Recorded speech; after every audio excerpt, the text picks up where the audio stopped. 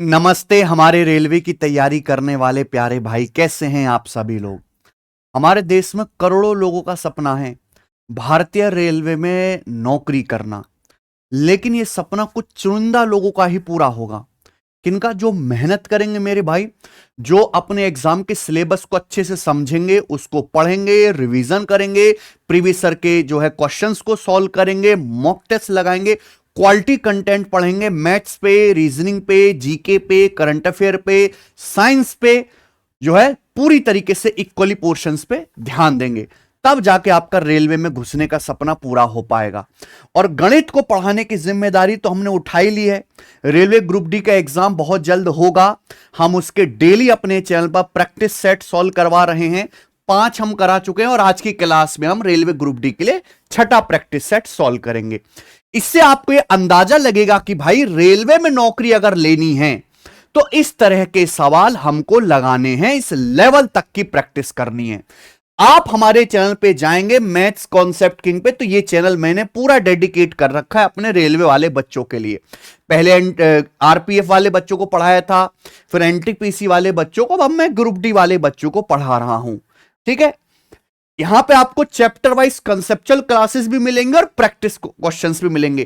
केवल chapter wise पढ़ लेना, टॉपिक वाइज पढ़ लेना, टाइप वाइज पढ़ लेना काफी नहीं है, क्योंकि पेपर में चैप्टर वाइज या टाइप वाइज ही नहीं आने वाला, पेपर तो मिक्स्ड आएगा। तो आपको मिक्स्ड सेट ही ज्यादा मारने हैं, तब जाके आपका दिमाग चलेगा पेपर में जल्दी जल्दी मेरे भाई। ठीक है, और टेस्ट रैंकिंग एप्लीकेशन पर हमने मॉक टेस्ट प्रीवियस ईयर के फ्री में अपलोड करवाई रखे हैं। रेलवे का पेपर टीसीएससी करवा रहा है, तो आपको ज्यादा घबराने की दिक्कत है नहीं। रेलवे के कैटेगरी में आप जाइए मॉक टेस्ट में, रेलवे ग्रुप डी के मेरे भाई प्रीवियस ईयर के टेस्ट हैं, आप लगाइए फ्री में। ये सारे देखिए सबके आगे फ्री लिखा हुआ है ना, ये आप जो है अटेम्प्ट करिए। 1.5 घंटे के फुल लेंथ टेस्ट है, हमने सभी बच्चों के लिए फ्री कर दी मेरे भाई, क्योंकि रेलवे ग्रुप डी की तैयारी करने वाले बच्चे बहुत गरीब, बहुत लोअर मिडिल तबके से हैं, तो उनको जो है साथ देना ज्यादा जरूरी है, उनका साथ देना हमारे लिए। चलिए शुरू करें, शुरू करते हैं। तो कॉपी पेन लेके बैठो, एक एक सवाल आपको मेरे साथ सॉल्व करना है। इसमें अर्थमेटिक के क्वेश्चन भी हैं, एडवांस भी हैं, बिल्कुल रियल एग्जाम जैसा ही पेपर मैंने सेट किया है। आ जाइए, सवाल नंबर 1, ये देखो सीजीएल 2023 प्री का सवाल है। इस व्यंजक को सरल करना है आपको मेरे भाई। अगर आप इस सवाल को ध्यान से देखेंगे तो ऊपर की चीज देख के आपके दिमाग में कुछ घंटी बज रही है मेरे दोस्त। देखते ही आपको पता लगना चाहिए कि सिंपल अलजेब्रा का एक कॉन्सेप्ट होता है। अगर आप a प्लस बी स्क्वायर में से a माइनस बी का स्क्वायर घटाओगे, अगर आप a प्लस बी स्क्वायर में से a माइनस बी स्क्वायर घटाओगे तो 4ab।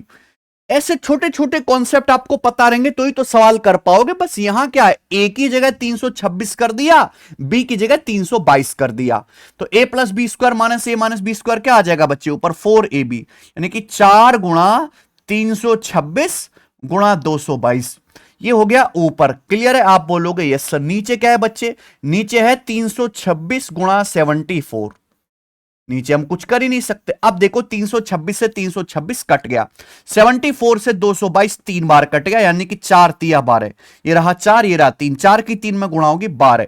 तो इस सवाल का आंसर स्टूडेंट पहला ऑप्शन आ गया 12। बताइए कैसा सवाल है ना? तो ये कॉन्सेप्ट आपने सीखा, इस सवाल में आगे चलेंगे। Due to fall in man power the production in a company decreases by 35%। By what percent should the working hour be increased to restore the original production? ये सवाल एनटीपीसी में भी अभी बहुत आया है। इस सवाल के पीछे का कॉन्सेप्ट आप समझते हैं? मैं आपको समझा देता हूं। मान लो एक फैक्ट्री है, उस फैक्ट्री में कुछ सामान बनता है, तो जो आप सामान बनाओगे वो क्या है? प्रोडक्शन है, उत्पादन है मेरे भाई। अच्छा, सामान का प्रोडक्शन कैसे कैलकुलेट किया जाएगा भाई? हम ये देखेंगे कंपनी में मेरे प्यारे दोस्तों कितने लोग काम कर रहे हैं, मैन पावर कितनी है। मैन पावर भाई, जितने ज्यादा फैक्ट्री में लोग लगाओगे, एम्प्लॉय लगाओगे, उतना ज्यादा सामान बनेगा। Into working hours. Working hours आप बोलोगे वर्किंग आवर्स क्या सर? भैया अगर फैक्ट्री में लोग कम घंटे काम करेंगे सामान कम बनेगा, फैक्ट्री में लोग 20-20 घंटे ज्यादा समय काम करेंगे सामान ज्यादा बनेगा। तो प्रोडक्शन डिपेंड करता है मैन पावर गुणा वर्किंग आवर्स से पे। ये सवाल के पीछे का कॉन्सेप्ट है। अब क्या हुआ मेरे भाई, एक फैक्ट्री में लोगों की संख्या कम हो गई, इससे प्रोडक्शन 35% कम हो गया। एक फैक्ट्री में लोग कम हो गए, इससे सामान का उत्पादन भी 35% कम हो गया। इसका मतलब मेरे प्यारे भाई, फैक्ट्री में लोगों की संख्या भी 35% ही कम हुई होगी। 35% की फ्रैक्शन वैल्यू क्या होती है? 5% 1/20, 35% होता है 7/20। यानी कि फैक्ट्री में अगर पहले 20 आदमी थे तो 20 से 7 कम हो गया, अब 13 रह गए। आप बोलोगे यस सर। तो बोला है ओरिजिनल प्रोडक्शन को रिस्टोर करने के लिए वर्किंग आवर्स कितने बढ़ाने चाहिए? लोग तो कम हो गए, 20 से लोग 13 हो गए, 35% कम। लेकिन हम अपना प्रोडक्शन सेम रखना चाहते हैं, ओरिजिनल प्रोडक्शन ही, जितना सामान पहले बन रहा था उतना ही बनाना चाहते हैं, तो वर्किंग आवर्स बढ़ाने पड़ेंगे। कितने बढ़ाने पड़ेंगे मेरे भाई? कितने परसेंट? दो संख्याओं की गुणा अगर सेम है, एक संख्या जिस रेशियो में होगी दूसरी को रिवर्स रेशियो में चेंज करना पड़ेगा, 13 से 20। यानी कि अगर पहले 13 घंटे काम कर रहे थे, 20 घंटे काम करना पड़ेगा। तो कितना बढ़ाना पड़ेगा? 7/13। परसेंटेज में गुणा 100%, तो 700/13% आ जाएगा बच्चों। कितना? 13 पंजे 65, 50, 13 तिया 39, ठीक है जी, 53 पॉइंट समथिंग आएगा। तो ये रहा आपका सी ऑप्शन करेक्ट हो गया बेटा। एक ही ऑप्शन यहां पे दिख रहा है आंसर। चलिए, यदि 9.8 रेशियो 14.7 और ये साइन है प्रपोर्शन का, दो बार रेशियो लगा, 15 रेशियो एक्स है, तो एक्स का मान ज्ञात कीजिए। कभी भी ऐसा सवाल आएगा मेरे भाई, ये साइन आपको दिखाई दे, बाहर बाहर वालों की गुणा और अंदर अंदर वालों की गुणा बराबर कर दो। बस ये लॉजिक है, बाहर बाहर की गुणा अंदर वालों की गुणा को बराबर कर दो। तो अगर 9.8 गुणा एक्स बराबर 14.7 गुणा 15, 14.7 गुणा 15। आप बोलोगे जी सर ये किससे चला जाएगा? 49 से। तो 49 दूनी 98, 49 तिया 147। तो एक्स का मान आ जाएगा भैया 15 तिया 45/2, यानी कि 22.5। 22.5 एक्स की वैल्यू है। तीसरा ऑप्शन। कुछ टाइम लगा इसमें? जरा सा भी टाइम नहीं लगा इस सवाल को करने में। आगे चलेंगे। ये बताइए चौथा सवाल, यदि एक्स स्क्वायर बटे y square plus y square बटे एक्स स्क्वायर 23 है, तो एक्स क्यूब बटे y cube plus y cube बटे एक्स क्यूब का मान क्या होगा? भाई साहब, जो चीज आपसे पूछी गई है ना स्टूडेंट, ये एक्स क्यूब बटे वाई क्यूब, यानी कि ये है एक्स बटे वाई का होल क्यूब, और ये वाई क्यूब बटे एक्स क्यूब, यानी कि वाई बटे एक्स का होल क्यूब, वाई बटे एक्स का होल क्यूब। एक्चुअली एग्जामिनर ने आपको कंफ्यूज कर दिया। ये सिंपल अलजेब्रा का सवाल है। आप ये देखो कि अगर ये ए लिखा हुआ है एक्स बटे वाई, तो उल्टा लिखा हुआ है 1/a वाई बटे एक्स। ये एक्स बटे वाई है तो ये उल्टा लिखा हुआ है वाई बटे एक्स। आप बोलोगे यस सर। भाई साहब, अगर मुझे ये क्वेश्चन सॉल्व करना है, पावर 3 निकालना है, तो उसके लिए पहले हमें एक्स बटे वाई प्लस वाई बटे एक्स निकालना पड़ेगा, उसके बिना सवाल नहीं होगा। अब आप देखिए सवाल में दिया क्या है, एक्स स्क्वायर बटे y square plus y square बटे एक्स स्क्वायर, पावर 2 से पावर 1 में आपको आना है ना, उल्टा पावर 2 से पावर 1 में आना है, प्लस से प्लस में। अगर आपको प्लस से प्लस में आना है पावर 2 से 1 में, तो दो जोड़ के अंडर रूट ले लो, ये डायरेक्ट शॉर्टकट है। यानी कि 23 प्लस 2 25, 25 का अंडर रूट 5 आ गया। तो एक्स बटे वाई प्लस वाई बटे एक्स 5 आ गया। अब पावर 1 से पावर 3 पे जाना है। तो फॉर्मूला क्या है मेरे भाई? अगर एक्स प्लस 1 बटे एक्स के है, तो एक्स क्यूब प्लस 1 बटे एक्स क्यूब, के क्यूब माइनस 3 के। तो 5 का क्यूब 125, 125 में से 15 घटा दूंगा, 110 आंसर हो गया। ठीक है, तो दो स्टेप में ये वाला सवाल सॉल्व होगा, जो कतई मुश्किल नहीं है। सवाल नंबर 5, ए ने बी को 2 साल के लिए 26,000 रुपए और सी को 4 साल के लिए 15,000 रुपए उधार दिए। दोनों से साधारण ब्याज के रूप में कुल 8,960 रुपए प्राप्त हुए। ही रिसीव्ड ऑल टुगेदर, भाई दो लोगों को पैसा उधार दिया है, दोनों से मिला के ब्याज कितना मिला? 8,960 सिंपल इंटरेस्ट मिला दोनों से। फ्रॉम बोथ लिखा है ना, दोनों से। तो आपसे पूछा ब्याज की दर क्या है। मेरे भाई, ए ने दो लोगों को बुलाया, ओए इरे आओ, ठीक है भाई। ए ने दो लोगों को बुलाया, बी को और सी को। मेरे भाई, दोनों को पैसा उधार दिया। बी को उधार दिया है 26,000 रुपए 2 साल के लिए, सी को उधार दिया है 15,000 रुपए 4 साल के लिए। दोनों से कुल ब्याज मिला 8,960। जैसे ही ऐसे सवाल आते हैं, बच्चे क्या करने लगते हैं? माना ब्याज की दर R% है, कोई जरूरत नहीं है, दिमाग लगाओ। ब्याज की दर क्या होती है? 100 रुपए पर 1 साल में लगने वाला ब्याज ही ब्याज की दर, रेट ऑफ इंटरेस्ट कहलाता है। तो आप एक बात बताना, लॉजिकली सोचना। बी को 26,000 रुपए उधार दिए 2 साल के लिए, 26,000 रुपए 2 साल के लिए कहूं, या 26 दूनी 52,000 रुपए, 1 साल का हिसाब कर लो। या बी को 52,000 रुपए उधार दिए 1 साल के लिए, 52,000 रुपए उधार दिए 1 साल के लिए, ऐसे कह सकता हूं। ए ने सी को 15,000 रुपए दिए 4 साल के लिए, 15,000 रुपए 4 साल के लिए उधार दो, या 15 चौका 60,000, गुणा कर लो, 15 चौका 60,000 रुपए उधार दो 1 साल के लिए। एक ही बात है। आप बोलोगे यस सर एक ही बात है।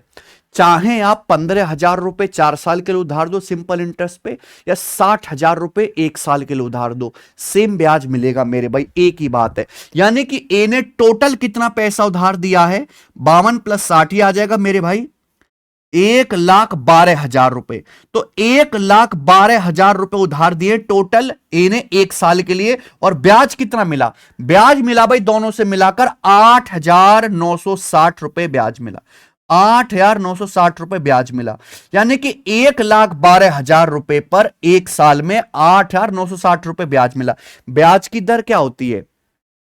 100 रुपए पर 1 साल में लगने वाला ब्याज ही रेट ऑफ इंटरेस्ट कहलाता है। 100 रुपए, 100 का मतलब 2 जीरो, तो केवल यहां पे 100 छोड़ो, ये 1120 है, 1120 को उधर ले जाओ, 1120 को उधर ले जाइए मेरे प्यारे भाई। आप बोलोगे जी सर, यानी कि 100 रुपए पर 1 साल में इतना ब्याज है, कितनी बार कट गया?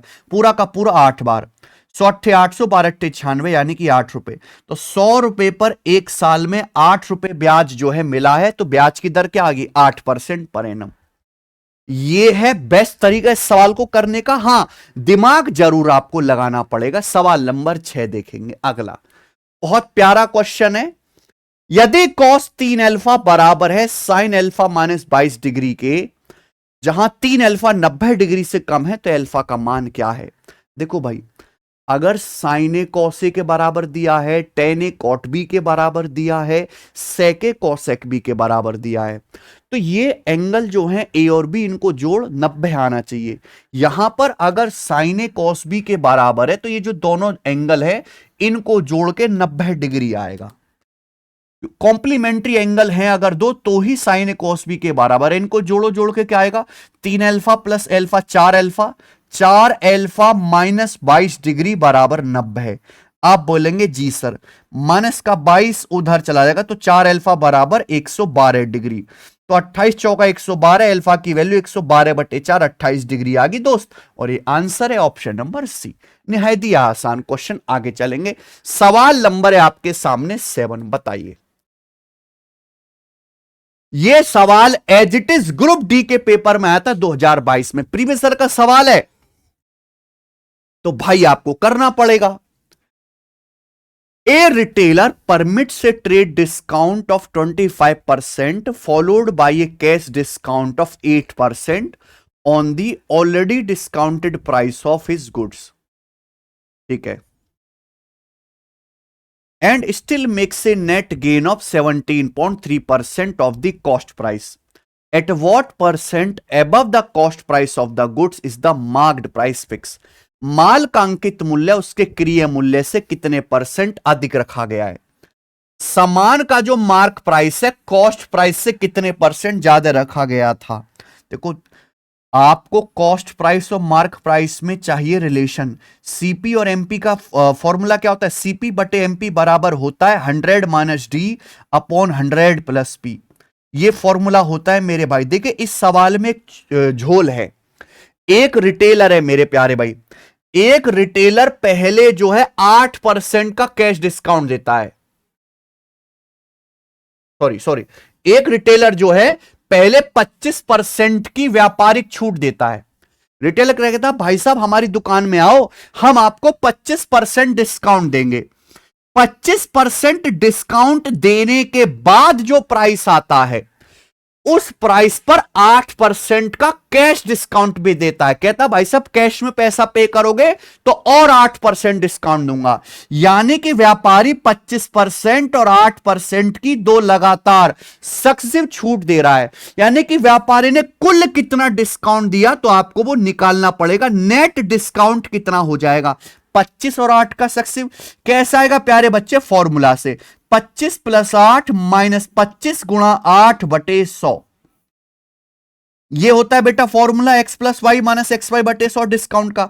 25 8 33, 25 8 200/100 2, तो 33 - 2 31%, यानी कि व्यापारी ने कुल 31% का नेट डिस्काउंट दिया। और यह डिस्काउंट देने के बाद भी रिटेलर को क्रय मूल्य पर कितना लाभ हुआ? 17.3% का लाभ हुआ।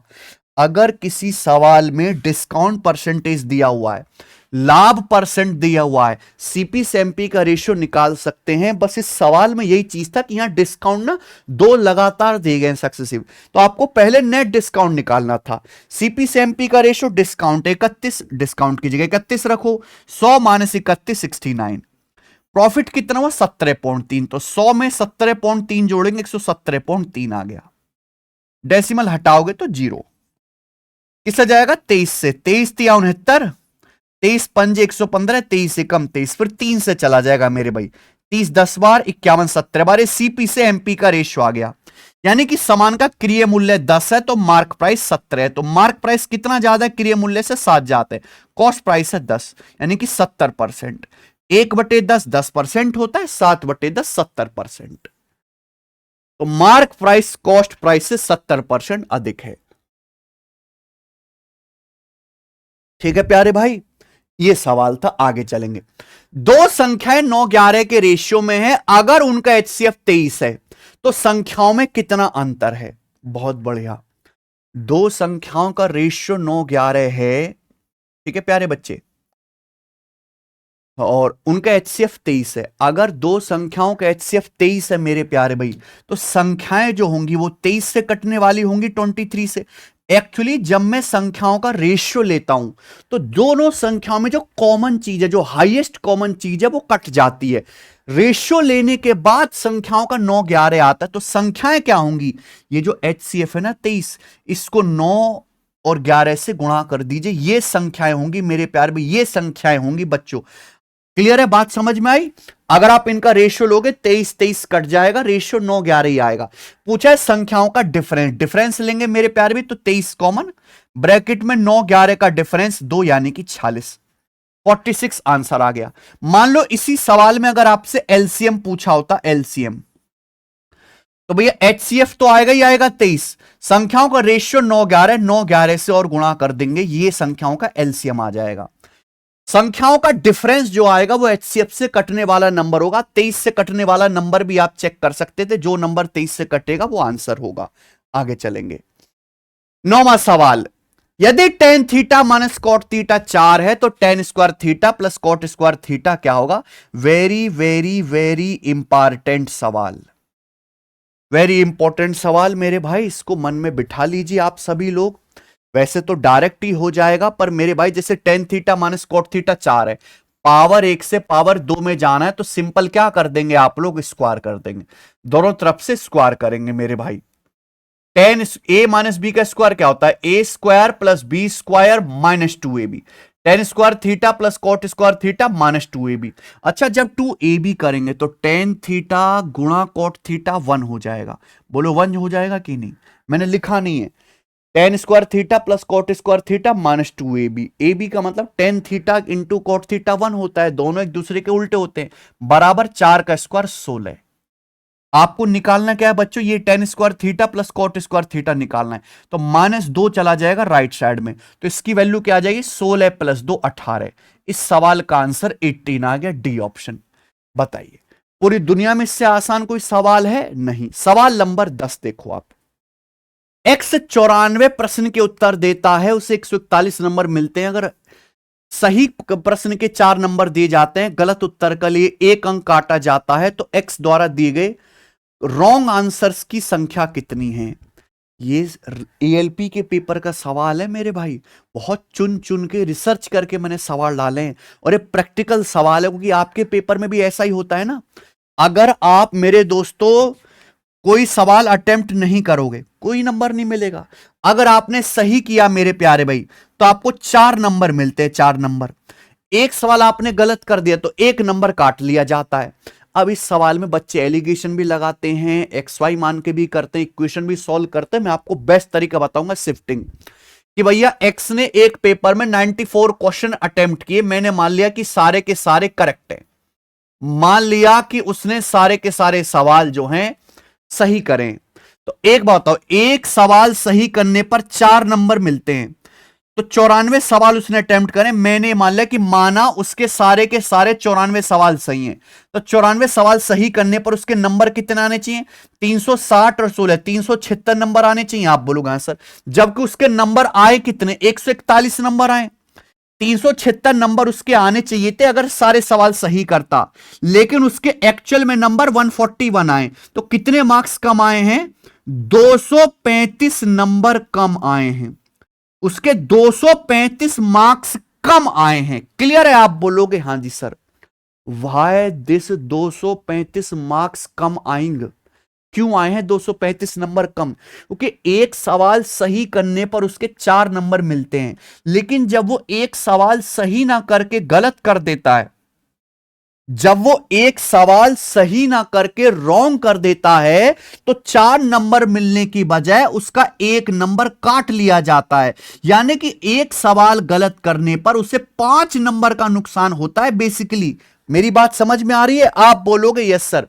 सही करने पर 4 नंबर मिलते, गलत करने पर 4 नंबर मिलना तो छोड़ो, उल्टा एक काट लिया, यानी कि एक सवाल रॉन्ग अटेम्प्ट से 5 नंबर का नुकसान हो गया।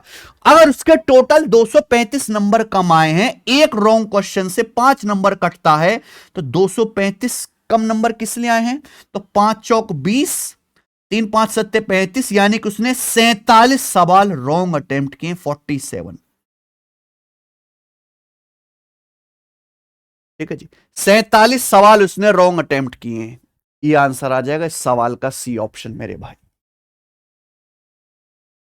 भाई बड़ा बेवकूफ आदमी है, आधा सवाल तो गलत ही कर दिया, आधा पेपर गलत कर रहा है, इसको तो नौकरी से तुरंत हटाया जाए।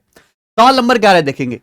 एक स्क्वायर फील्ड का एरिया 24,200 स्क्वायर मीटर है, कितना टाइम लगेगा एक पर्सन को 4.4 किलोमीटर पर आवर की स्पीड से डायगनली विकर्णतः पार करने में? आंसर देखो मिनट में बताना है। तो मेरे भाई जैसे ये स्क्वायर है, मान लो प्यारे बच्चों कि जैसे स्क्वायर है, ठीक है, स्क्वायर के बारे में सभी लोग जानते हैं, इसकी चारों साइड बराबर होती हैं, ठीक है। अब एक आदमी इस स्क्वायर को पार करना चाहता है डायगनली, ऐसे पार करेगा। तो आपको बात समझनी चाहिए कि अगर स्क्वायर, किसी स्क्वायर का डायगोनल डी है, तो स्क्वायर का एरिया आप डायरेक्ट निकाल सकते हैं, डी स्क्वायर बटे 2, अगर किसी वर्ग का विकर्ण डी है। यहां पे स्क्वायर का एरिया दिया 24,200 वर्ग मीटर, तो डायगोनल क्या आ जाएगा मेरे भाई? डी स्क्वायर आ जाएगा मेरे भाई 48400। अंडर रूट लेंगे मेरे प्यारे भाई, तो कितना आ जाएगा? 220। तो स्क्वायर का डायगोनल 220 मीटर आ गया। सवाल यह है कि डायगोनली पार करने में इस आदमी को कितना टाइम लगेगा, यहां से यहां तक आने में इसको कितना टाइम लगेगा डायगोनली क्रॉस करने में? तो टाइम बराबर डिस्टेंस बटे स्पीड, इसलिए मैंने डायरेक्ट डायगोनल की लंबाई निकाली 220 मीटर, डिस्टेंस स्पीड कितनी है? 4.4 किलोमीटर पर आवर। अब भाई साहब किलोमीटर पर आवर में है, मीटर पर सेकंड में बदलने के लिए 5/18 से गुणा करेंगे, ये मीटर पर सेकंड में बदल लिया, आंसर आएगा सेकंड में, लेकिन आंसर तो मिनट में बताना है। अब 1 मिनट में 60 सेकंड होते हैं बच्चों, कभी भी अगर आपको सेकंड्स को मिनट में बदलना हो, सेकंड को मिनट में बदलना हो, तो 60 से डिवाइड भी करना पड़ेगा, 60 मिनट। अब हुआ मेरे प्यारे भाई ये, अब आंसर ठीक आएगा, 0 से डेसिमल काटो मेरे प्यारे भाई, ठीक है। 44 पंजे 220 से 220 काटो, 6 3 18, 3 ऊपर चला जाएगा, 3 मिनट। तो 3 मिनट लगेगा मेरे दोस्तों इंसान को, और यही सही आंसर भी होगा, ऑप्शन नंबर ए करेक्ट है। आइए, find the effective discount for the scheme buy 5 get 3। आप शॉपिंग मॉल में शॉपिंग करने गए, वहां दुकान में, शोरूम में ऑफर चल रहा है, 5 खरीदो 3 घर को ले जाओ फ्री में, ये डिस्काउंट ही तो है, कितना डिस्काउंट है? ऐसे सवालों को कैसे करेंगे मेरे भाई? दुकानदार के नजरिए से सोचो, दुकानदार ने आपको टोटल कितने वस्तु दी? 5 खरीदी है आपने, 3 फ्री दी है, तो दुकानदार ने टोटल 8 वस्तु दी आपको, कितना? 8 वस्तु दुकानदार ने दी है, जिसमें से दुकानदार ने 5 का ही पैसा लिया। 8 में से दुकानदार ने 5 का ही पैसा लिया, आपने 5 ही खरीदी, यानी कि दुकानदार ने 3 फ्री दी। तो दुकानदार ने टोटल 8 आर्टिकल में से 3 आर्टिकल फ्री दिए, तो डिस्काउंट जो होगा मेरे भाई 3/8 आएगा, और 1/8 होता है 12.5%, 3/8 37.5%। तो भाई साहब ये 37.5% डिस्काउंट के बराबर है बी ऑप्शन। समझे बात। सवाल नंबर 13, सवाल ये है, ये देखो एनटीपीसी 2021 का सवाल है, ये कॉन्सेप्ट है, ये कॉन्सेप्ट है मेरे भाई। If the mean of observation x1 x2 x3 dot dot dot xn is x bar, then which option will be correct. भाई कुछ आंकड़े हैं x1 x2 x3 dot dot xn, उनका मीन यानी कि माध्य x बार है। मीन कैसे निकालते मेरे भाई, अगर आपके पास n ऑब्जर्वेशन है तो आप इन सबको जोड़ लो, x1 plus x2 plus x3 dot dot dot xn, कितने आंकड़े n है, n से डिवाइड कर दो, ये इन n ऑब्जर्वेशन का मीन आ गया।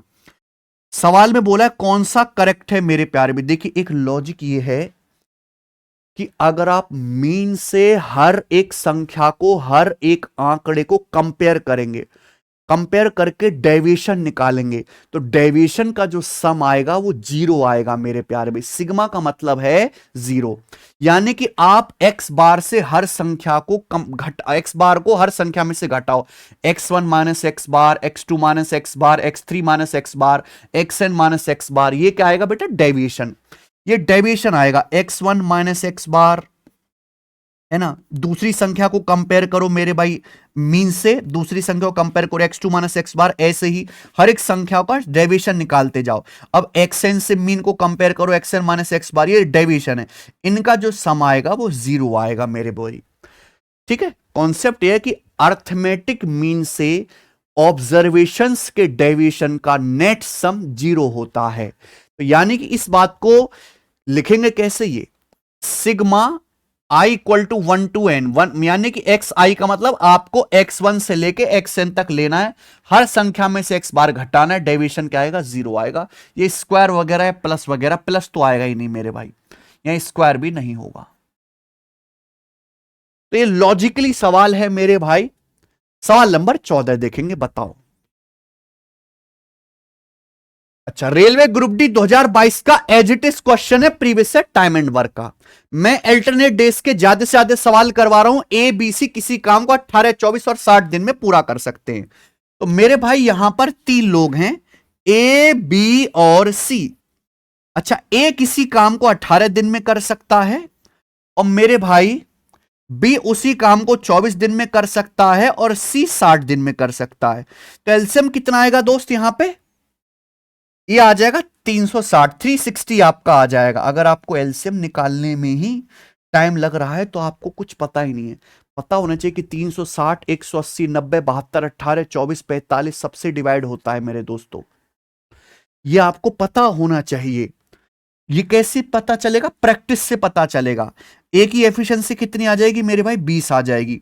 बी की कितनी आ जाएगी, 15 आ जाएगी। इतना आसान थोड़ा है नौकरी लेना भाई, मेहनत करनी पड़ती है। सी की कितनी आ जाएगी, 6 आ जाएगी। ये एफिशिएंसी आ गई। अब सवाल को ध्यान से पढ़िए।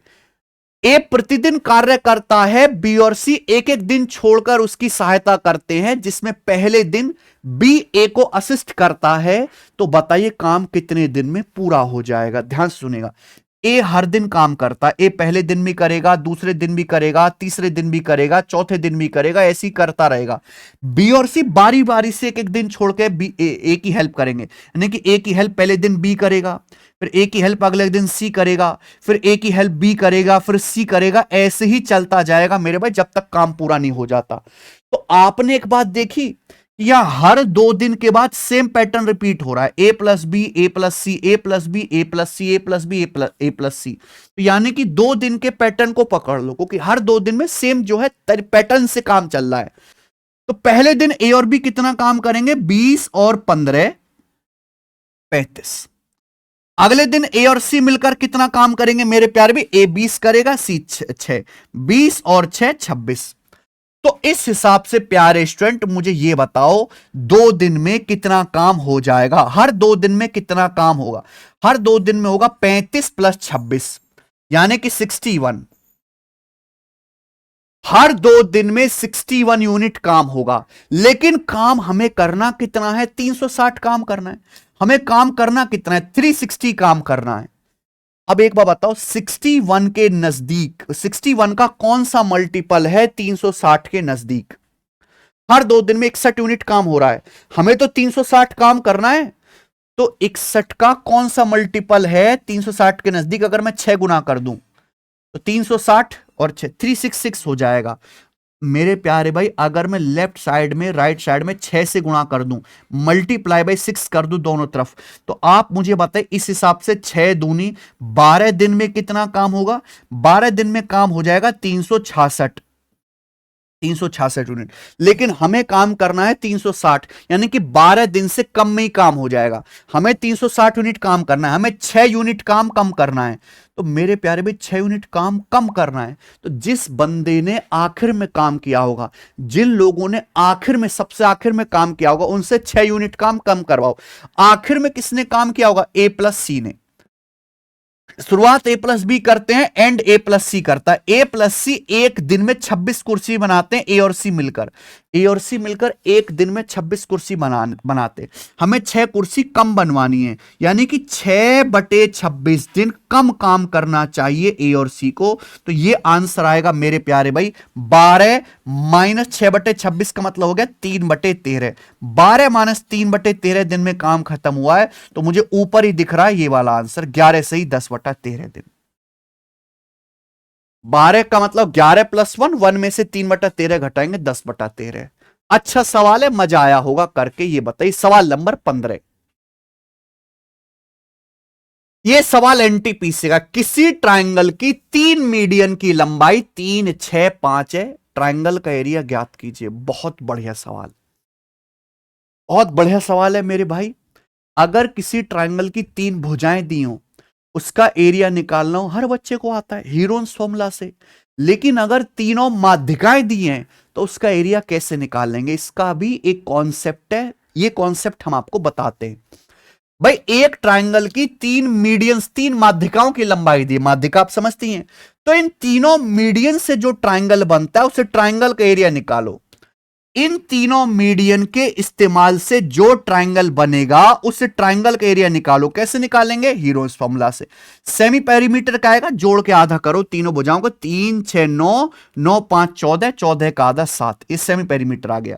तो इस ट्रायंगल का एरिया क्या आएगा मेरे भाई? मीडियन से बने ट्रायंगल का एरिया निकालो। √S 7, 7 माइनस 3 4, 7 माइनस 6 1, 7 माइनस 5 2, ये आ जाएगा मेरे भाई 7 चौक 28 दूनी 56, ये √56 आ जाएगा प्यारे दोस्तों। कोई प्रॉब्लम? आप बोलोगे yes sir.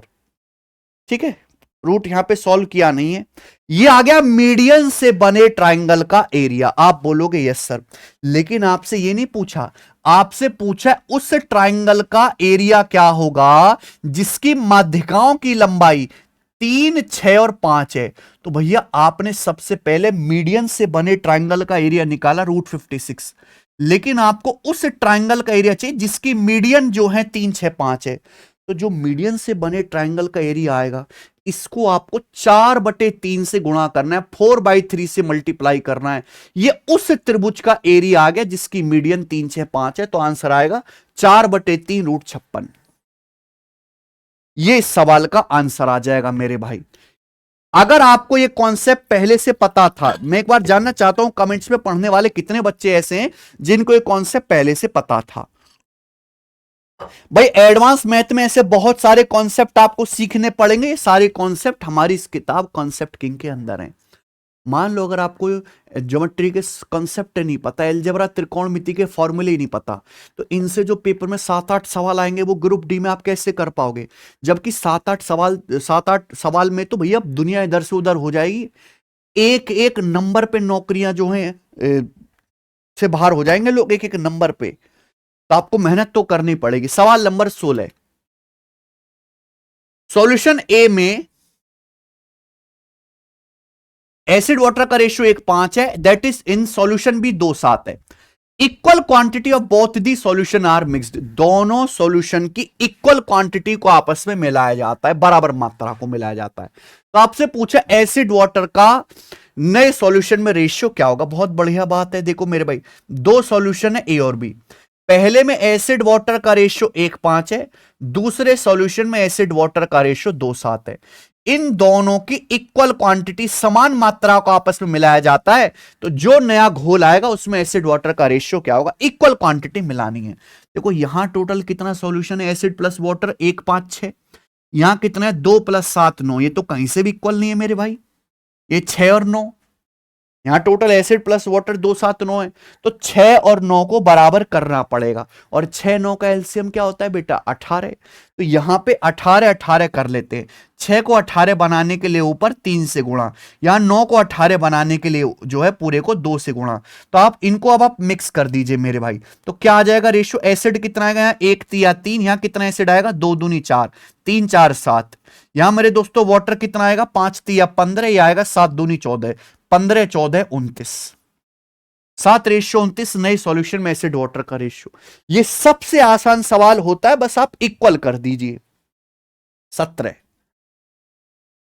Speed of boat in still water is 7 kilometre per hour. शांत जल में एक नाव की चाल 7 किलोमीटर पर आवर है। Speed of stream is 5 kilometre per hour. धारा की चाल 5 किलोमीटर पर आवर है, ठीक है। A man rose to a place at a distance of 52.8 kilometre and comes back to starting point. एक आदमी 52.8 किलोमीटर जाता है और फिर लौट के वापस आता है। तो पूछा है जर्नी में उसके द्वारा लिया गया कुल समय ज्ञात कीजिए। समय बराबर क्या होता है मेरे भाई, डिस्टेंस बटे स्पीड। अब आप एक बात ध्यान सुनेगा, एक आदमी नाव से 52.8 किलोमीटर जाता है। अब हर कोई जानता है अगर मान लो वो डाउनस्ट्रीम जाएगा, धारा की दिशा में जाएगा, तो लौट के जब वो आएगा तो अपस्ट्रीम आएगा भी धारा की विपरीत दिशा में। अब डाउनस्ट्रीम की स्पीड हो जाएगी x + y, यानी कि मेरे भाई 7 + 5 12। अपस्ट्रीम की स्पीड हो जाएगी x - y, 7 - 5 2, ठीक है। अब आने जाने में टोटल टाइम कितना लगेगा, डाउनस्ट्रीम की स्पीड x + y होती है, अपस्ट्रीम की स्पीड x - y। 52.8 किलोमीटर गया डाउनस्ट्रीम 12 की चाल से, फिर लौट के आया मेरे दोस्तों 52.8 kilometre upstream 2 kilometre per hour की चाल से। कितना समय लगा ये देखेंगे, 12 चौक 48 0.4, 12 चौक 48, यहां से 2 से जाएगा 26.4, तो 26 4 30.8 घंटे लगा, तो 30.8 आवर लगा जाने में, लौट के आने में। चौथा ऑप्शन ठीक है। आगे चलेंगे, सवाल नंबर है आपके सामने 18, प्रॉब्लम ऑन एजिस का क्वेश्चन है। देखो सवाल थोड़ा बड़ा सा लग रहा है, सवाल पढ़ते हैं। उर्वशी की वर्तमान एज का दुगुना आयुषी की प्रेजेंट एज से 6 साल अधिक है। मोहन की प्रेजेंट एज उर्वशी से 4 गुना है। आयुषी संजय से 8 साल छोटी है। मोहन और संजू की प्रेजेंट एज का योग 50 साल है। उर्वशी की प्रेजेंट एज कितनी है। बहुत बढ़िया सवाल, गजब, मजा आया। देखो ये सवाल वो है जो रेशियो से नहीं, आपको इक्वेशन बना के सॉल्व करने मेरे भाई। ऐसे सवाल बहुत ट्रेंड में, रेलवे में, एसएससी में तो बहुत कम आते हैं इस तरह के। मैंने मान लिया कि उर्वशी की प्रेजेंट एज यू है और आयुषी की जो प्रेजेंट एज है ए। अब जैसे जैसे सवाल बोले वैसे वैसे करते जाओ। क्या बोला है पहले, उर्वशी की प्रेजेंट एज का दुगुना, उर्वशी की प्रेजेंट एज का दुगुना आयुषी की प्रेजेंट एज से, आयुषी की प्रेजेंट एज के 6 साल अधिक है। उर्वशी की एज का दुगुना आयुषी की प्रेजेंट एज से 6 साल अधिक है, यानी कि इनका डिफरेंस 6 साल है। उर्वशी की एज का दुगुना आयुषी से 6 साल ज्यादा है, 2u - 6 होगा। अब मोहन की प्रेजेंट एज उर्वशी से 4 गुना है। मोहन की जो एज है वो उर्वशी का 4 गुना है, क्लियर है। आगे बोला है आयुषी संजय से 8 साल छोटी। जो आयुषी है ये संजय से 8 साल छोटी है, तो उल्टा कहूं यानी कि संजय आयुषी से 8 साल बड़ा है। संजय जो है आयुषी से 8 साल बड़ा है, इधर आ जाएगा। अब सवाल में बोला मोहन और संजू की प्रेजेंट एज का योग 50 साल है। मोहन संजू की एज जोड़ के 50 साल आनी चाहिए, तो मोहन प्लस संजू 50 साल है मेरे भाई। 50 साल आप बोलोगे जी सर, तो यानी कि ये भी 50 होना चाहिए। 4u, मोहन की एज है 4u, आप बोलोगे यस सर। और संजू की एज कितनी, आयुषी की +8, तो यहां से 4u प्लस ए कितना आ जाएगा, यह आ जाएगा 50 - 8 42, ये 42 आ जाएगा। आप बोलोगे जी सर बिल्कुल सही। तो दूसरी इक्वेशन ये बनेगी 4u प्लस ए बराबर 42। हमें यहां से उर्वशी की एज निकालनी है, यानी कि आयुषी की गायब करनी है, बस दोनों को ऐड कर दो। जैसे ही आप इन दोनों इक्वेशन को ऐड करेंगे कट जाएगा, ये 6u बराबर आ जाएगा 42 6 48, तो उर्वशी की एज आएगी 48/6 यानी कि 8। तो इस सवाल का आंसर निकला मेरे दोस्तों 8, पहला ऑप्शन, और बहुत बढ़िया आंसर आया है। आइए सवाल नंबर 19 करेंगे जल्दी से। 16,000 की राशि पर एक निश्चित वार्षिक ब्याज दर पे 2 साल के सीआई और एसआई का डिफरेंस 102.4 है, तो वार्षिक ब्याज की दर ज्ञात कीजिए। बहुत बढ़िया। देखो भाई, आपको प्रिंसिपल दिया है 16,000 रुपए, 16,000 रुपए की धनराशि पर एक निश्चित ब्याज की दर से 2 साल के सीआई एसआई का डिफरेंस 102.4 है। 2 साल के सीआई का डिफरेंस दिया है, ठीक है। तो आपसे पूछा ब्याज की दर क्या होगी। बहुत देखो, सवाल के ऑप्शन भी इजी हैं। कभी इस तरह के सवाल आए तो आप ये देखो कि अगर आपका प्रिंसिपल 16,000 रुपए है, प्रिंसिपल 16,000 है, 2 साल के सीआई एसआई का डिफरेंस है 102.4 रुपए, ये परसेंटेज में कितना है। 2 साल के सीआई एसआई का जो डिफरेंस है मेरे भाई, वो परसेंटेज में प्रिंसिपल का कितना परसेंट है, मूलधन का कितना परसेंट है। 2 जीरो से 2 जीरो कटेगा, 16 से भाग देंगे तो 16 छिक्कम 96 और 16 चौका 64। यहां बेटा ये 10 भी है तो 0.64% आएगा। तो 2 साल के सीआई और एसआई का डिफरेंस आएगा 0.64%, यानी कि सीआई एसआई का डिफरेंस मूलधन का 0.64%। अगर मूलधन का 0.64% है तो ब्याज की दर क्या होगी, ब्याज की दर क्या होगी, 8% पर एनम। कैसे, अगर ब्याज की दर 8% पर एनम है तो 2 साल के सीआई एसआई का डिफरेंस आएगा 8 का स्क्वायर 64/100, 64/100 ही 0.64% होता है। कॉन्सेप्ट है, अगर ब्याज की दर R% है तो 2 साल के सीआई एसआई का डिफरेंस R² / 100% होता है, याद रखना। मजा आ रहा है सवाल करने में। सवाल नंबर 20, आरआरबी एनटीपीसी 2021 का, हां, और ये जो है इस टेस्ट का सबसे बेस्ट सवाल है, सबसे बेस्ट सवाल इस टेस्ट का। बोला है एक सर्कल दिया, सर्कल की इक्वेशन, इस सर्कल पर स्थित किसी बिंदु से circle x² + y² + 2011x + 2012y + 2014 पर खींची गई स्पर्श रेखा की लंबाई ज्ञात कीजिए। आपके सामने एक सर्कल दिया है मेरे भाई, ये सर्कल है। बोला इस सर्कल पर कोई पॉइंट होगा, उस पॉइंट से दूसरे सर्कल पर हम एक स्पर्श रेखा खींचेंगे, इस वाले सर्कल पर। बताओ उस स्पर्श रेखा की लंबाई क्या होगी। मैं अपनी मर्जी से तो नहीं करा है, एनटीपीसी में आया है। जब ये एनटीपीसी में आया तो ग्रुप डी में भी आ सकता है, और 99% बच्चे सवाल की शुरुआत तक नहीं कर पाएंगे कि और सॉल्व करना तो छोड़ो। मेरे भाई मैं आपको कॉन्सेप्ट बता देता हूं, सब बच्चे ध्यान से सुनेगा। मान लो अगर प्यारे दोस्तों एक सर्कल दिया है, इस सर्कल की इक्वेशन है, ये सर्कल है, इस सर्कल की इक्वेशन है x² + y² + 2gx + 2gx + 2fy + c = 0। Circle है, इस सर्कल की इक्वेशन है मेरे भाई। मान लो सर्कल के बाहर किसी पॉइंट P से, मान लो सर्कल के बाहर किसी पॉइंट P से सर्कल पर टेंजेंट खींची जाती है। मैं कॉन्सेप्ट आपको बता रहा हूं, सर्कल के बाहर किसी पॉइंट P से, मजा आ जाएगा।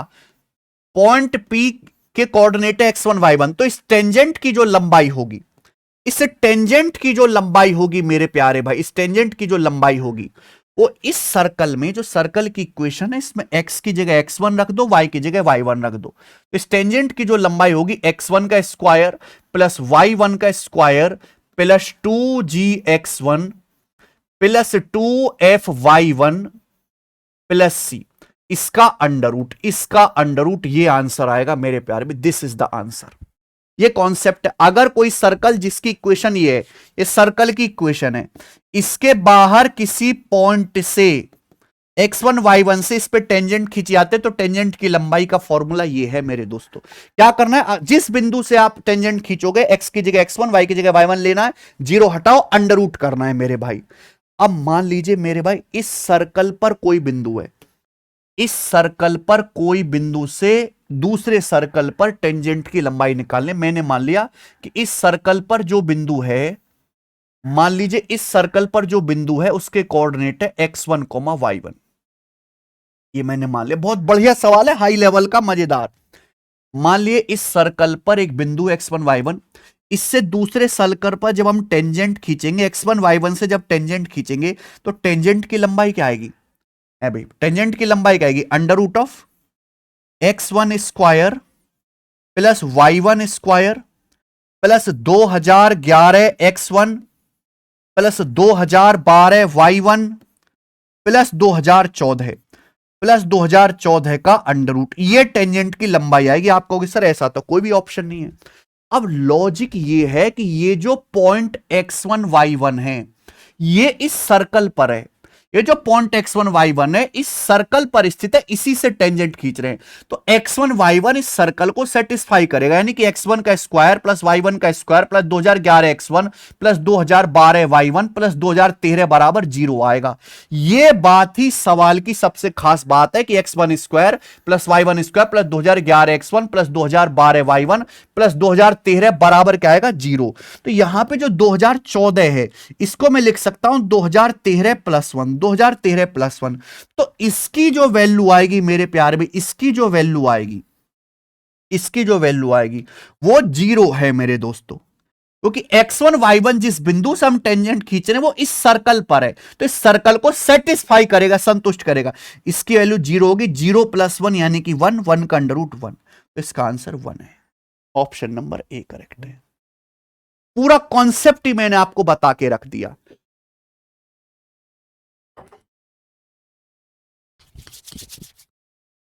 ठीक है, आप देख लीजिएगा कहीं आपको ग्रुप डी के प्रैक्टिस सेट में इस लेवल का प्रीवियस ईयर का इस सवाल कोई करवाए, है ना। सब आसान आसान चीजें बता के, आसान आसान आप बढ़ोगे बिल्कुल लल्लू लेवल तो 25 में से आप 15-18 सवाल कर लोगे, 25 नहीं कर सकते। उसके लिए आपको यहीं आना पड़ेगा मेरे भाई। ठीक है, चलो सवाल नंबर 21। अगर r प्लस 1/r 11 है तो इसका मान बताइए जी। ये बहुत फेमस कंसेप्ट है अलजेब्रा का, कभी इस टाइप के सवाल आते हैं। देखिए यहां पावर 3 है, यहां पावर 1 है, भैया बड़ी परेशानी, तो बैलेंस करना पड़ता है। 3 और 1 के बीच में 2 होता है, तो ऊपर नीचे आप क्या करो, r से डिवाइड करो, ऊपर नीचे r से डिवाइड करो। r क्यूब को r से डिवाइड करेंगे r स्क्वायर प्लस 1/r को r से डिवाइड करेंगे 1/r स्क्वायर। नीचे हो जाएगा भैया r स्क्वायर को r से डिवाइड करेंगे r माइनस 4r को r से डिवाइड करेंगे माइनस का 4 प्लस 1 को r से डिवाइड करेंगे 1/r। आप बोलोगे जी सर। अब आप खुद बताओ, r प्लस 1/r 11 है। अगर r प्लस 1/r 11 है तो r square plus 1/r square का फॉर्मूला 11 का स्क्वायर माइनस 2। आप बोलोगे हाँ सर। r प्लस 1/r 11 है तो r प्लस 1/r 11 रख दो नीचे, 11 माइनस 4 तो 11 का स्क्वायर 121 माइनस 2 119, 119/7, 17 7 119 होता है। 17 आंसर है सवाल का, 17। ठीक है, ये बढ़िया सवाल निकला मेरे दोस्त। ये बताइए, एक निश्चित धनराशि समान वार्षिक ब्याज की दर से 4 साल में 10,164 और 7.5 साल में 12,320 रुपए हो जाती है। ब्याज की दर कितनी है? जीडी का सवाल है मेरे भाई, बहुत बढ़िया, बहुत ज्यादा important, very very important, simple interest का। भाई कोई धनराशि, कोई प्रिंसिपल जो मुझे नहीं पता, ये प्रिंसिपल 4 साल में कितना हो जाता है? ये प्रिंसिपल 4 साल में 10,164 रुपए हो जाता है। लेकिन यही प्रिंसिपल 7.5 साल में, यही प्रिंसिपल 7.5 साल में मेरे प्यारे भाई कितना हो जाता है? 12,320 रुपए हो जाता है। 12,320 रुपए हो जाता है। पूछा ब्याज की दर कितने? इस सवाल में आपसे प्रिंसिपल भी पूछ सकता है। देखिए प्रिंसिपल 4 साल बाद था 10,164, फिर हो गया 12,320 रुपए, क्लियर है? यानी कि प्रिंसिपल कितना बढ़ गया, ये बताओ प्रिंसिपल कितना बढ़ गया, सॉरी प्रिंसिपल कह रहे हैं, अमाउंट। अमाउंट 4 साल बाद 10,164 था, 7.5 साल बाद है 12,320। तो अमाउंट कितना बढ़ गया? तो 320 में से 164 घटाएंगे, कितना आ जाएगा? 156, और ये 12 माने 2,156 रुपए बढ़ गया। क्यों? अमाउंट क्यों बढ़ रहा है मेरे प्यारे? ब्याज मिलने की वजह से, क्योंकि हर साल जो है ब्याज मिल रहा है, सिंपल इंटरेस्ट मिल रहा है। अब 7.5 साल और 4 साल के बीच में 3.5 साल का गैप है, 7.5 और 4 के बीच में 3.5 साल का गैप है, यानी कि 3.5 साल में आपका अमाउंट 2,156 रुपए बढ़ गया। यानी कि 3.5 साल में आपको 2,156 रुपए ब्याज मिला 3.5 साल में। तो 1 साल का ब्याज कितना होगा? 3.5 से डिवाइड कर दो। 1 साल का ब्याज कितना होगा? 1 साल का एसआई कितना होगा? 3.5 से डिवाइड कर दो मेरे भाई। 3.5 का मतलब होता है बच्चों 7/2, थोड़ा आसान रहेगा। 3.5 को आप 7/2 लिख दो, तो ये आ गया प्यारे स्टूडेंट। ये 7 से जाएगा, 7×3 = 21, 0, 7×8 = 56, 2 ऊपर, यानी कि 616 रुपए। तो 1 साल का ब्याज 616 रुपए आ गया।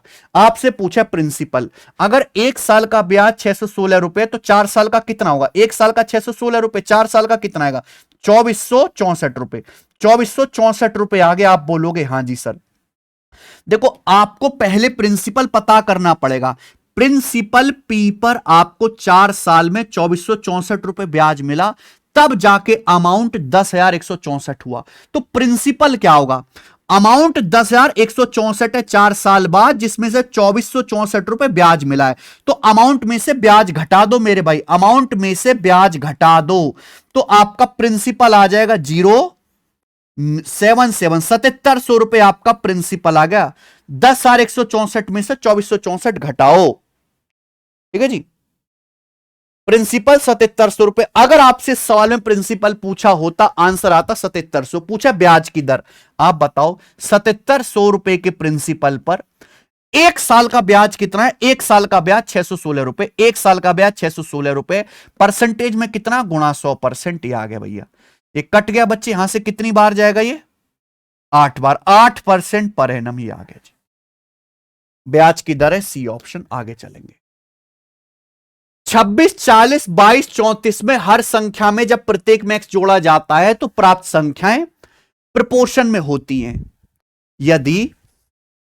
यदि मेरे भाई ये चीज आपको दी हुई है, y 0 से बड़ा यानी कि y पॉजिटिव है, तो y का मान क्या है? तो भाई पहले x निकालना होगा, पहले x निकालना होगा। 4 संख्याएं 26, 40, 22 और 34। इन चारों संख्याओं में से जब हर एक संख्या में x जोड़ा जाता है तो संख्याएं प्रोपोर्शन में, समानुपात में x का मान क्या है? इसकी डायरेक्ट ट्रिक होती है, शॉर्टकट मेरे भाई। ये देखो, 26 से 40 कितना ज्यादा है? 26 से 40 14 ज्यादा है। 22 से 34 कितना ज्यादा है मेरे प्यार भी? 12 ज्यादा है। आप इनका रेशियो ले लो, 14-12 का रेशियो, 14-12 का रेशियो 7-6 हो गया। 14-12 का रेशियो 7-6 हो गया। पहले तीसरे नंबर को पकड़ लो, ऐसे cross multiply, cross multiply. 26×156 minus 22×7=154, ये आ गया भैया। और नीचे रेशियो का डिफरेंस, रेशियो का डिफरेंस ये 1, तो आ जाएगा 2, ये 2 आ जाएगा मेरे भाई। x का मान 2 आया, चाहे चेक करके देख लो। 26, 2 28 और 42, 2 जोड़ोगे 28, 42, 2 3 हो गया। ये 24 और 36, ये भी 2 3 का रेशियो हो गया, बिल्कुल सही है। x का मान 2 आ गया, यहां रख देते हैं, यहां रखोगे 4 दूनी 8, रेशियो y, ये प्रोपोर्शन में है y, x की जगह 2 रखेंगे, 2 सत्ते 14, 14 - 6 8, यानी कि y का मान भी 8 आएगा, क्योंकि 8 का स्क्वायर 64, y स्क्वायर बराबर भी आपका 8, 8 × 8 64 आएगा, y की वैल्यू 8। ठीक है भाई, क्योंकि बाहर वालों की गुणा अंदर वालों की गुणा हम बराबर कर देते हैं। तो ये तो बहुत बेसिक सा सवाल है, इसमें कुछ भी नहीं है। 24वां, एक कंप्यूटर को 30,875 में बेचने से एक दुकानदार को 5% लॉस होता है। 7% प्रॉफिट कमाने के लिए किस मूल्य पर बेचना चाहिए? बहुत प्यारा सवाल है, इजी है, हर बच्चा कर लेता है, पेपर में आता रहता है। देखो, आपसे यह बोला है कि भाई अगर हम एक कंप्यूटर को 30,875 रुपए में बेचेंगे तो हमें नुकसान होता है 5% का। तो मेरे प्यारे भाई नुकसान किस पे होता है? सीपी पर होता है नुकसान, और लाभ किस पे होता है? सीपी 100% क्रिया मूल्य, लागत मूल्य पे। 100% पे 5% आपको लॉस हुआ, तो सामान बिका कितने में मेरे प्यारे भाई? 95% में बिका। ये 95% की वैल्यू है। तो 1% की वैल्यू क्या आएगी प्यारे स्टूडेंट? 95 से भाग दे दो। आपसे बोला 7% लाभ के लिए किस दाम पर बेचना चाहिए? 100% पे 7% लाभ कमाना है, तो हमें 107% में बेचना पड़ेगा। 107% की वैल्यू निकाल लो, 107 से गुणा करके ये आ जाएगा प्यारे बच्चे। क्लियर है? आप बोलोगे यस सर एकदम क्लियर है। अब चाहे तो आप इसको सॉल्व कर लो, चाहे आप इसमें डिजिटल सम लगा लो, वो इच्छा आपकी है। दोनों रास्ते आपके पास हैं। आप अगर काट भी लें, जैसे 19 से 5 बार, 19 पंजे 95, 19 से कम 19, 11 19 6 114, 4 7 19 दूनी 38, और ये फिर से 19 पंजे 95। 5 से काटेंगे 1500, 300 बार, 125 25 बार, आएगा 325 हो गया। तो 325 गुणा 107 आ गया। क्लियर है? यानी कि ये नंबर जो आएगा 25 आ रहा है ना एंड में, 25 से कटेगा, यानी कि लास्ट के 2 डिजिट 25 से कटने चाहिए। ये आंसर नहीं है, इन दोनों में से आंसर है। ठीक है भाई, इन दोनों में से आंसर होगा 34775।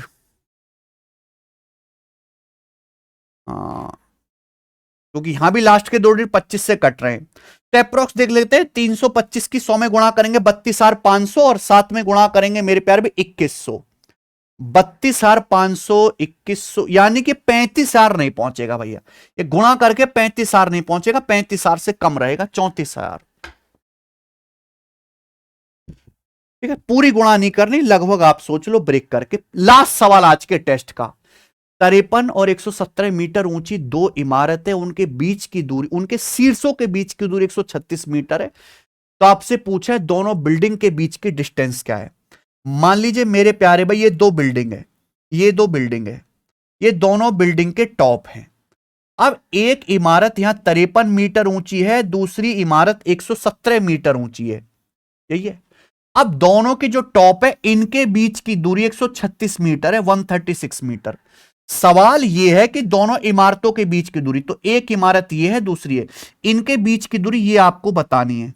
तो मेरे प्यारे भाई ये दूरी भी आपको सेम ही तो होगी मेरे दोस्तों, 90 डिग्री।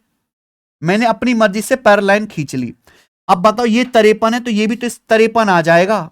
ये कितना बचेगा? 117 में से 53 घटाओ, 4, 11 में से 5 गया 6, 64 बच गया मेरे भाई, 64। अब कैसे करेंगे इस सवाल को? हमेशा आपको यही पैरेलल खींचनी है। राइट एंगल ट्रायंगल दिख गया, इसमें आप ट्रिपलेट लगा लो। अब ट्रिपलेट लगाना बड़ा मुश्किल दिख रहा है, यहां पर बहुत बड़ी बड़ी संख्याएं हैं, पाइथागोरस थ्योरम लगाना। देखो 136 और 64 किससे कट रहा है? 8 से। 8 से डिवाइड हो रहा है मेरे प्यार भी। 8 से 136 17 बार, 64 8 बार, 8 15 17 ट्रिपलेट है, पता लग गया मेरे भाई। बस यहां 8 गुना दे रखा है। 17 अट्ठे 136, 8 अट्ठे 64, 15 अट्ठे 120, तो ये 120 मीटर आ जाएगा। तो दोनों बिल्डिंग के बीच की जो डिस्टेंस है 120 मीटर होगी। तो कभी ये ना पता लगे कि यहां पे कौन सा ट्रिपलेट लग रहा है, तो आप ना रेशियो ले लिया करो, है ना, काट लिया करो, उससे मेरे प्यार भी आसान हो जाती है कैलकुलेशन। बस इसी के साथ आज का ये धांसू मॉक टेस्ट होता है दी एंड, नेस्तो नाबूद। आपने कितने सवाल इसमें से ठीक किए मुझे कमेंट्स में बताइएगा। बहुत जल्द हमारे 10 मॉक टेस्ट हो जाएंगे, यानी कि 250 बढ़िया सवाल का कलेक्शन मैं एग्जाम शुरू होने से पहले ही आपको दे रहा हूं, एग्जाम डेट आने से पहले ही। कितनी बड़ी बात है मेरे दोस्त। बस आपको एक भी क्लास मिस नहीं करनी है, और हर एक क्वेश्चन को एक एक दो दो बार जरूर सॉल्व करना है। ठीक है, चलिए धन्यवाद, बाय।